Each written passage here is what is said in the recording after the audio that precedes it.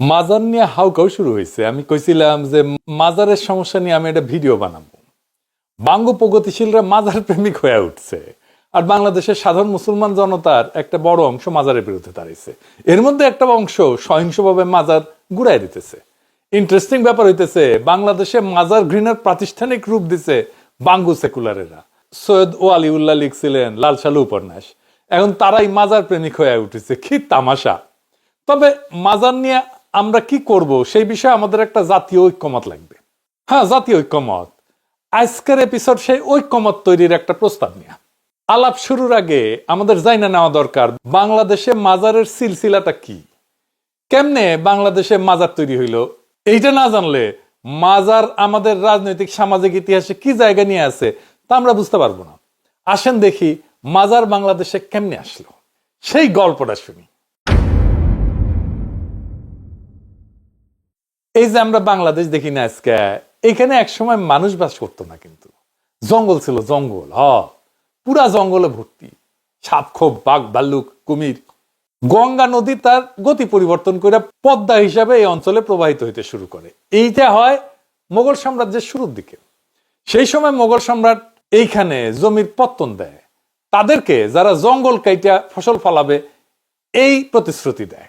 পূর্ব বাংলা এইভাবে নতুন ফসলি জমি তৈরি হয়, জঙ্গল কাইটা আবাদি জমি তৈরি হয়। এই জঙ্গল কাটার কাজে অসংখ্য পরিশ্রমী মানুষ নিয়োজিত হয়। সেই জমিতে কোনো খাজনা দিতে হইতো না, নিষ্কর জমি ছিল। ওই নিষ্কর জমিতে তাদের ধর্ম বিশ্বাস অনুযায়ী একটা মন্দির অথবা মসজিদ স্থাপন করা বাধ্যতামূলক ছিল। মোগল সম্রাট যেই বন্দোবস্তে এই জমিটা তাদেরকে দিছিল, এই জমিগুলাই দেবোত্তর সম্পত্তি শোনেন না বা ওয়াকফ এস্টেট শোনেন না, এইগুলাই হইতেছে সেই সম্পত্তিগুলা। মোগল আমলের নথি অনুসারে জঙ্গল কাটা মানুষদের স্থাপিত মন্দিরের চাইতে মসজিদ অনেক বেশি ছিল, কারণ মূলত মুসলিমরাই এই জঙ্গল কাটার কাজে নেতৃত্ব দিত। তো এখন এই জঙ্গল কাটার নেতারা কোথায় থেকে আসছিলেন?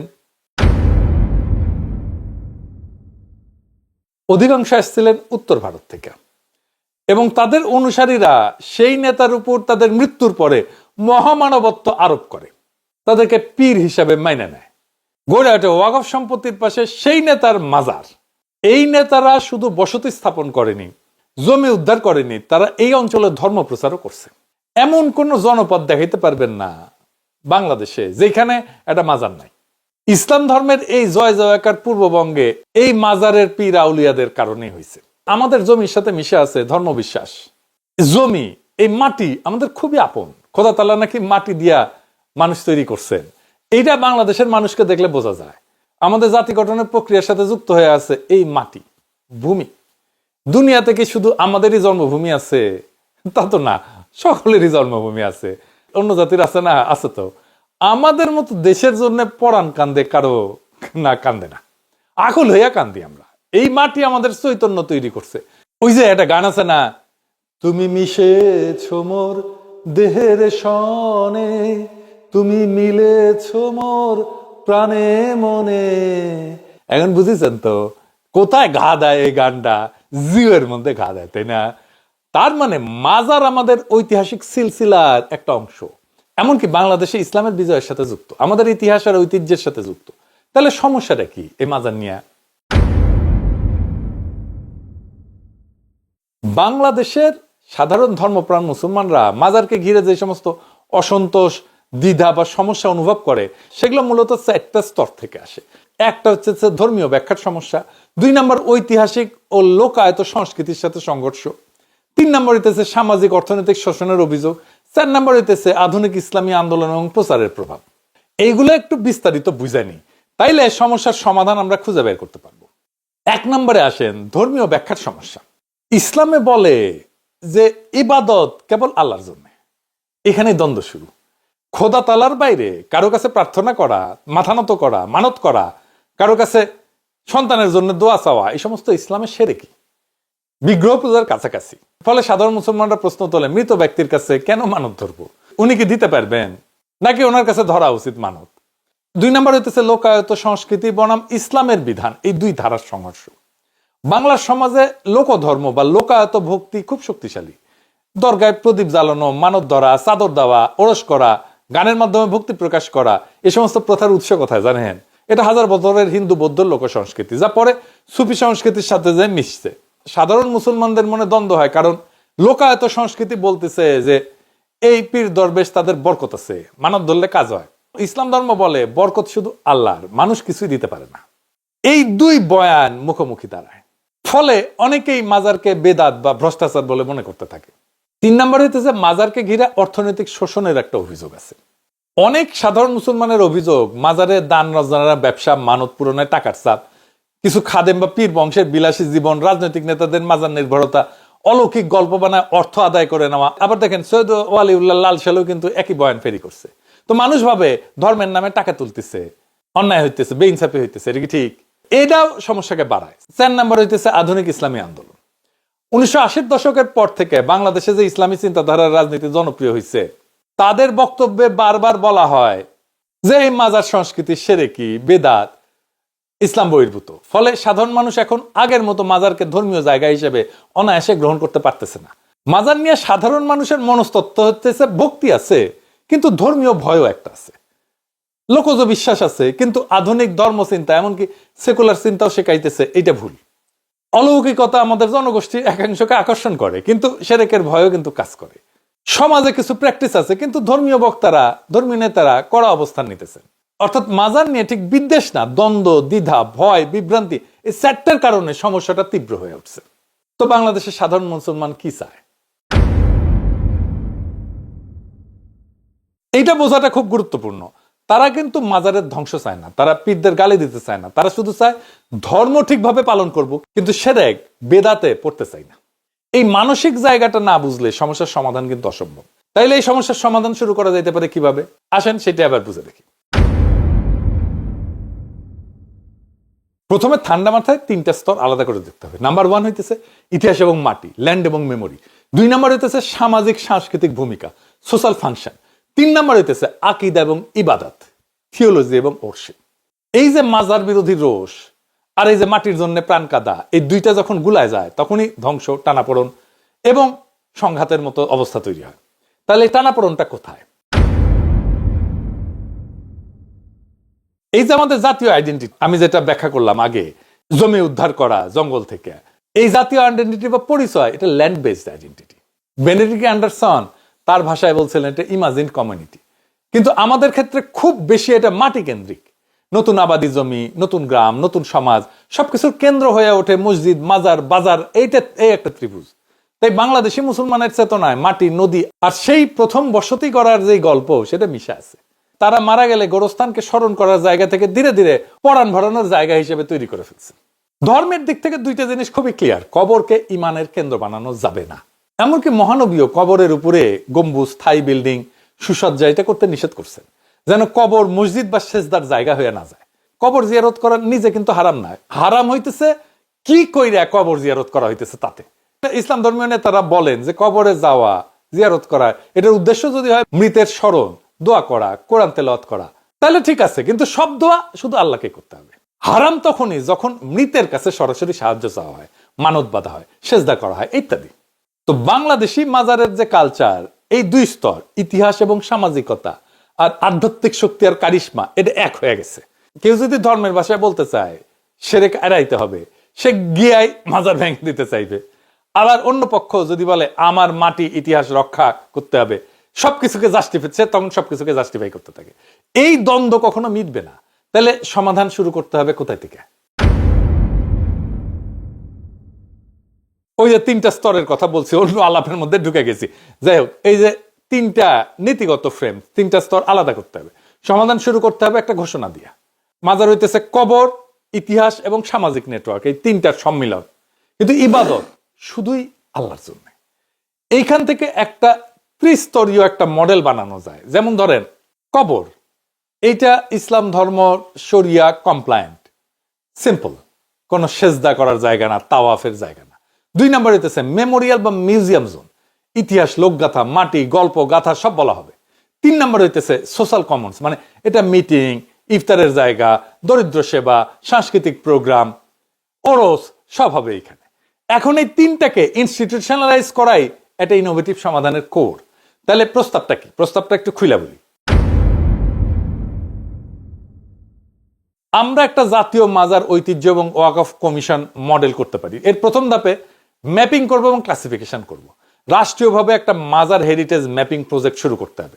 কি কি থাকবে সেখানে? প্রত্যেকটা মাজারের 4টা ডেটা সংগ্রহ করতে হবে। এক, এটার ঐতিহাসিক প্রমাণ আছে কিনা, মানে এটার ওয়াকফ নামা আছে কিনা, স্থানীয় ইতিহাস আছে কিনা, সেটা কি। 2 নাম্বার, এটার সামাজিক ভূমিকা কি, এটা কি বাজার আছে, সাথে সাথে লঙ্গরখানা আছে, পানির ব্যবস্থা আছে, পথিকের আশ্রয় আছে ইত্যাদি। এখানে ধর্মীয় প্র্যাকটিসটা কি, এখানে কি ধরনের আমল চলে, দোয়া কোরআন নাকি সেজদা মানত পীরকে ডাকা, এগুলো চলে। ফিজিক্যাল স্ট্রাকচারটা কিরকম, ভবনের ধরন কি, গম্বুজ আছে, কবরের উপরে বিল্ডিং আছে ইত্যাদি।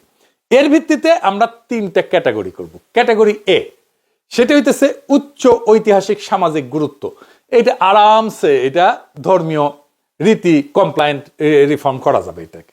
2 নাম্বার হইতেছে এটা ঐতিহাসিক কিন্তু প্র্যাকটিস খুব সমস্যাপূর্ণ, এটা গভীর রিফর্ম দরকার। 3 নাম্বার হইতেছে খুব সাম্প্রতিক, এইটার কোনো ঐতিহ্য নাই, ইতিহাস নাই, এটা লোকালি এটা গড়ে উঠছে, এটার পেছনে কোনো ইতিহাস নাই, ইতিহাস কম। এইগুলা অনেকগুলোকে রেগুলেট করে এটা ফেজ আউট করতে হবে। এই মাজারের সাথে আমাদের ইতিহাস ঐতিহ্যের কোনো সম্পর্ক নেই, এটা চলবে না। এই কাজটা একা আলেম বা একা সেকুলার ইন্টেলেকচুয়াল করবে না, এটা আলেমরা থাকবে, ইতিহাসবিদ থাকবে, নৃতত্ত্ববিদ থাকবে, স্থানীয় কমিউনিটি থাকবে, সবাইকে নিয়ে কমিশন হবে। দ্বিতীয় ধাপে কি করব? দ্বিতীয় ধাপে আমরা ইসলাম কমপ্লায়েন্ট একটা ডিজাইন রিফর্ম করব। কিভাবে? এখানে টেকনিক্যাল কিছু প্রস্তাব। কবরকে লো প্রোফাইল করতে হবে ইসলাম ধর্মের পরামর্শ অনুযায়ী। কবরের উপরে বড় বড় গম্বুজ, মার্বেল, চাদর টাদর এগুলা বাদ দিয়ে সিম্পল মাটি, সমতল, শুধু মার্কার, নাম এবং শাল যেটা যেটা হাদিসে আছে। চারিদিকে হাঁটাহাঁটির জায়গা রাখা যাবে না, যেন তাওয়াফ টাইপের কোনো সিম্বলিজম না হয়। মসজিদ বা ইবাদতের স্পেসকে কবর থেকে আলাদা করতে হবে। সম্ভব হলে কবর এলাকার বাইরে আলাদা মসজিদ থাকবে, যাতে সেজদা হয় শুধু মসজিদের কেবলার দিকে, কবরের দিকে না। কবর এরিয়াতে বড় বড় করে লেখা থাকতে হবে, এখানে মৃতের কাছে কোনো আবদার করা যাবে না, সব দেওয়া যাবে শুধু আল্লাহর জন্য। এবং এই সমস্ত মানব টাকা পয়সা আছে এগুলো যাবে দারিদ্র নির্ভর চ্যারিটি ফান্ডে, এগুলো কনভার্ট করতে হবে। যে সমস্ত ফুল, চাদর, দক্ষিণা এগুলো আসতো সেগুলোকে আলাদা করে একটা সোশ্যাল ফান্ডের মধ্যে নিতে হবে, ওয়াকফে। এগুলো যাবে খাবারে, ক্লিনিকে, শিক্ষায়, যেখানে ব্যয় করা যায়। এবং শরিয়া বোর্ডের ফতোয়া থাকবে যে মানত শুধু আল্লাহর নামে, পীরের নামে মানত হারাম, কিন্তু গরিবের জন্য দান করা সুন্নত। এইভাবে আপনি স্ট্রাকচারটা রেখে দিয়া আকীদাকে নিরাপদ করে ফেলতেছেন। তৃতীয় ধাপে কি করবেন? মাজার মেমোরিয়াল সেন্টার তৈরি করা যেতে পারে, যেখানে মাজারকে পিওরলি রিলিজিয়াস সাইট না বানায় মাটি, ইতিহাস এবং সমাজের একটা আর্কাইভ বানায় ফেলতে পারবো আমরা। প্রত্যেকটা ক্যাটাগরি এ মাজারের এর পাশে ছোট একটা মেমোরিয়াল গ্যালারি বা মিউজিয়াম থাকবে।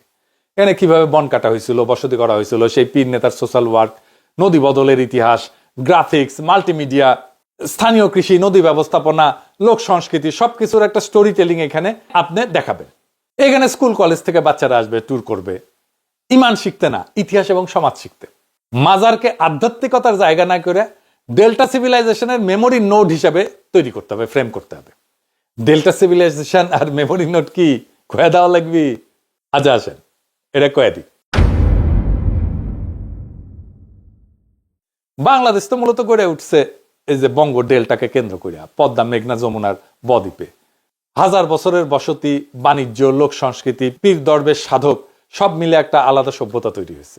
এটাই হইতেছে ডেল্টা সিভিলাইজেশন। পানি, নদী, জমি, অভিবাসন, কৃষি, লোকগান, সুফিবাদ, আঞ্চলিক আচার, যে জীবনধারা হাজার বছর ধরে মানুষের মন এবং সংস্কৃতিকে গড়ে তুলছে। আর মেমোরি নোড কি? মেমোরি নোড একটা প্রযুক্তির ভাষা থেকে ধারণা আর কি। একটা মেমোরি নোড হইল এমন একটা বিন্দু বা স্থান যেখানে একটা সমাজের ইতিহাস, স্মৃতি, বিশ্বাস, অভিজ্ঞতা জমা হয়ে থাকে। মিউজিয়াম একটা মেমোরি নোড, কিন্তু একটা সৌধ একটা মেমোরি নোড। মাজারগুলো ঠিক এই কাজটাই করে। এই অঞ্চলে কিভাবে বসতি হইল, কে প্রথম আসছিল, কোন সুফি সাধক মানুষকে একত্র করছিলেন, ইসলাম ধর্মে কনভার্ট করছিলেন, কোন জায়গায় কোন সাংস্কৃতিক কেন্দ্র তৈরি হয়েছিল, মানুষ কিভাবে একসাথে জীবন কাটাইছে, তার কালেকটিভ মেমোরিটা কি ছিল, এইসবের জীবন্ত স্মৃতিগুলো মাজারের ভেতরে জমা আছে। আমরা এটা খুলে দেখি না। তার মানে মাজার ধর্মীয় স্থান না, ইতিহাস বহনকারী স্মৃতিস্থান। আমাদের এই ন্যারেটিভ যদি আমরা এস্টাবলিশ করতে পারি তাহলে সব সমস্যার সমাধান হয়ে যায়। এইভাবে আপনি মাজারকে জিও পলিটিক্যাল চেতনার অংশ করে রেখে দিতেছেন, কিন্তু ইবাদতের প্রতিদ্বন্দ্বী বানাচ্ছেন না। ধর্মের তো সমস্যা যে এটা ইবাদতের প্রতিদ্বন্দ্বী হয়ে যেতেছে। 4 নম্বর ধাপে আমরা নো নিউ মাজার নীতি এটা করতে হবে, নতুন কোনো মাজার না। ইতিহাসকে বাঁচাইতে হলে ভবিষ্যতের এই অবিরাম মাজার প্রলিফারেশন এটা বন্ধ করতে হবে, কারণ তাহলে এটা আমার ইতিহাসকে এটা কন্টামিনেট করবে, দূষিত করে দেবে আমার ইতিহাসকে। পরিষ্কার আইন থাকতে হবে, ঐতিহাসিকভাবে প্রমাণিত কিছু মাজারই শুধু প্রোটেক্টেড সাইট হবে। নতুন করে কেউ মারা গেলেই তাদের পীর বানায় আলাদা মাজার করা যাবে না, শুধু সাধারণ কবরস্থান হবে। আপনি দেখছেন না কিছুদিন আগে ফরিদপুরে এক পীরের মাজারের কবর থেকে মৃতদেহ বাইর করে এনে পুরাই টুরাই দিচ্ছে, এটা বিদিকিচ্ছির ঘটনা ঘটছিল এই কারণেই কিন্তু। এবং আপনি এই ঘটনাগুলো কিন্তু আপনি রোধ করতে পারবেন। তো বাংলাদেশে নতুন মাজার চলবে না, ফুল স্টপ। পুরনো মাজার heritage wise yes, but reform করতে হবে। এই লাইন যদি ধরা যায় তাহলে দ্বন্দ্ব অনেক কমে যাবে। আর 5 নম্বর ধাপে মাজারের আমলের কোড তৈরি করতে হবে। আলেমদের একটা যৌথ ঘোষণা থাকতে হবে, সব ধারার আলেমদেরকে নিয়ে একটা ন্যাশনাল জিয়ারত কোড অফ কন্ডাক্ট তৈরি করতে হবে। যেমন এটা থাকতে পারে, আমি জানি না, আমি একটা প্রস্তাব দিতেছি আর কি। ধরেন এটা করা যেতে পারে, কবরের দিকে সেজদা নিচ্ছে, দোয়া শুধু আল্লাহকে, পীরকে গায়েবী ক্ষমতার মালিক হিসেবে দেখা যাবে না। এখানে কোরআন তেলাওয়াত উৎসাহিত করা হবে এবং যা যা শিরকের দিকে নিয়ে যায় সেটাকে বন্ধ করতে হবে। এইখানে আপনি একটা ইসলামী রিফর্ম এবং হেরিটেজ প্রিজার্ভেশন এই পয়েন্টে দুই পক্ষকে বসাইতে পারবে। তো এই মাজার নিয়ে আমাদের দার্শনিক বোঝাপড়াটা কি, এটাও একটু পরিষ্কার হয়ে থাকা দরকার। আমি শুধু সলিউশনের রাস্তাটা একটা বলে দিলাম তাই না, আমাদের একটা ফিলোসফিক্যাল বোঝাপড়াও থাকা দরকার, যেটা আমরা বুঝাইতে পারবো, অন্যদেরকে বলতে পারবো। সেটা কি? মাটি এবং চেতনা বরং আল্লাহ কেন্দ্রিকতা। ইসলামের কোর দাবি হইতেছে ইবাদত চূড়ান্ত অনুগত্য শুধু আল্লাহর জন্য। কোনো মাটি, মানুষ, স্মৃতি আল্লাহর প্রতিদ্বন্দ্বী হতে পারবে না। মানুষের কোর বাস্তবতাটা হইতেছে যে মানুষ, শরীর, মাটি, ইতিহাস, সম্পর্ক এইটা ছাড়া আবার থাকতে পারে না। যেই মাটি আমার শরীর বানাইছে, যেই স্রোত আমার গ্রাম বানাইছে, যেখানে একটা ইমোশনাল অ্যাটাচমেন্ট থাকবে, এটাকে আপনি অস্বীকার করতে পারবেন না। তাহলে সমঝোতার পথ কি? মাটি মাজারের প্রতি ভালোবাসাকে আল্লাহর সৃষ্টি এবং আল্লাহর রাস্তা, আল্লাহর নিয়ামতের প্রতি কৃতজ্ঞতার ভাষা বানায় ফেলতে হবে। মাজার স্মৃতি বলতে এই লোকটা আমাদের বনে জঙ্গলে বসতি বানাতে সাহায্য করছে, আমাদেরকে আল্লাহর পথে ডাকছে, আল্লাহ তাকে মাগফিরাত দেন। কিন্তু এইটা করা যাবে না যে এই লোকটা এখন আমার সব সমস্যার সরাসরি সমাধান করে দিবে। আপনি যদি রাষ্ট্র, আইন, ইনস্টিটিউশন, দাওয়াত, চার দিক থেকে এই ভাষা চালু করেন, তাহলে একসময় মাজার কৃতজ্ঞতার মাটি এবং স্মৃতি হয়ে থাকবে, ইবাদত শুধু আল্লাহর, এটা পরিষ্কার হয়ে যাবে। তাহলেই পরের প্রজন্মকে মাজার ভাঙো বরং মাজারে গিয়ে সেরেকি করো, এই দুই চরমের বাইরে একটা তৃতীয় রাজনৈতিক ধর্মীয় কল্পনা দিতে পারবো। মাজারেই মাটির ইতিহাস, কিন্তু ইবাদত এই মাটির মানুষের আত্মা। ইতিহাস যদি ফেলে দিই আমরা শেকড়হীন হয়ে যাব, আর ইবাদত যদি বিভ্রান্ত করি আমরা আল্লাহর রাস্তা হারায় ফেলবো, আমরা আল্লাহর হক আদায় করতে পারবো না। দুইটাকে রক্ষা করাই আসল দায়িত্ব, দুইটাকে আলাদা করে বুঝতে পারাই বুদ্ধিমত্তা, দুইটাকে সম্মান করে সামনে আগায় যাওয়াই জাতির পরিপক্কতা। মাজারকে আমরা ভাঙতে চাই না, কারণ এটাতে আছে আমাদের ডেল্টা সভ্যতার স্মৃতি। আবার মাজারকে আমরা পূজা অর্চনার জায়গাও বানাইতে চাই না, কারণ ইমানের কেন্দ্র হইতে পারে শুধু আল্লাহ। এই দুইয়ের মাঝে যে সংকীর্ণ পথ, সেই পথই আমাদের জাতীয় পথ। সেই পথেই মিলবে ইমানের নিরাপত্তা, ইতিহাসের সম্মান এবং বাংলাদেশের সামাজিক শান্তি। আজ যদি আমরা এই বোধ নিয়ে উঠে দাঁড়াই যে মাটি আমাদের গল্প বহন করে আর আল্লাহ আমাদের পথ দেখান, তাহলে এই দেশ আর বিভক্ত থাকবে না। মাজার নিয়ে হাউকাউ, ভাঙচুর, উত্তেজনা সব একদিন থেমে যাবে। কারণ তখন আমরা বুঝবো যে মাজারের গায়ে আমাদের হাত উঠবে না, আর মাজারের নামে আমাদের ইমানও আহত হবে না। আমরা দুইটাই রক্ষা করব, মাটি স্মৃতি আর আল্লাহ বিশ্বাস। এই দুইকে একসাথে ধারণ করতে পারলেই আমরা এক নতুন বাংলাদেশ গড়তে পারবো। এইটা এমন একটা দেশ যেখানে ইতিহাসও নিরাপদ, ধর্মও নিরাপদ, আর মানুষ সবচেয়ে বেশি নিরাপদ। মাজারকে তার জায়গায় রাখো, মাটি আর স্মৃতির জায়গায়, আর ইমানকে রাখো তার প্রকৃত জায়গায়, আল্লাহর কাছে। এই বোঝাপড়া যদি আমরা জাতি হিসেবে গ্রহণ করি, তাহলে মাজার বিতর্ক শুধু শেষই হবে না, এটা আমাদের নতুন জাতীয় ঐক্যের একটা ভিত্তি তৈরি করবে। এই পথে আমাদের ভবিষ্যৎ, এই পথে আমাদের ঐক্য, এই পথে আমাদের শান্তি। ইনকিলাব জিন্দাবাদ।